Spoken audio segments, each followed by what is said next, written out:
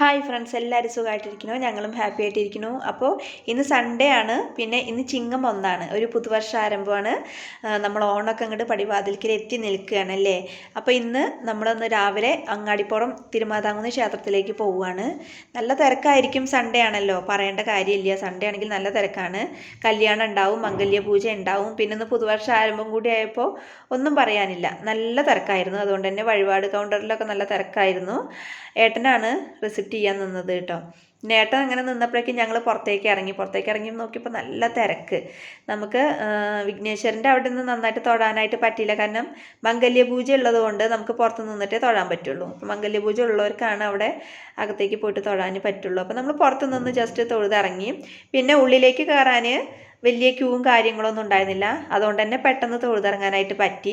Q നിൽക്കുകയാണെങ്കിൽ നമ്മൾ കുറേ നേരം നിൽക്കേണ്ടി വരും കേട്ടോ. ഇന്നെന്താണെന്ന് അറിയില്ല, ക്യൂ ഉണ്ടായിരുന്നില്ല, അതുകൊണ്ട് നമുക്ക് വേഗം തൊഴുതിറങ്ങി. പിന്നെ വലം വയ്ക്കാൻ നോക്കിയപ്പോൾ അവിടെ മണ്ഡപത്തിലൊരു കല്യാണം നടന്നുകൊണ്ടിരിക്കുകയായിരുന്നു. അപ്പോൾ അങ്ങടേക്ക് പോകാൻ പറ്റിയില്ല. അപ്പോൾ നമ്മൾ അവിടെ നിന്ന് കുറച്ച് ഫോട്ടോസും വീഡിയോസും ഒക്കെ എടുത്തു. പിന്നെ നമ്മൾ വഴിപാട് കഴിപ്പിച്ചിട്ടുണ്ടായിരുന്നല്ലോ, അപ്പോൾ രക്തപുഷ്പാഞ്ജലിൻ്റെ ഒക്കെ പ്രസാദം വാങ്ങിച്ചു. രക്തപുഷ്പാഞ്ജലിൻ്റെ പ്രസാദം പാറക്കുട്ടിക്ക് ഭയങ്കര ഇഷ്ടമാണ്. അവളത് കിട്ടിയത് അവിടുന്ന് കഴിച്ചിട്ടേ പോരുള്ളൂ. പിന്നെ അതൊക്കെ നമ്മൾ വാങ്ങിച്ചു. പാൽപ്പായസം കഴിപ്പിച്ചിട്ടുണ്ടായിരുന്നു, കടലപ്പായസം കഴിപ്പിച്ചിട്ടുണ്ടായിരുന്നു, ഒക്കെ വാങ്ങിച്ചു.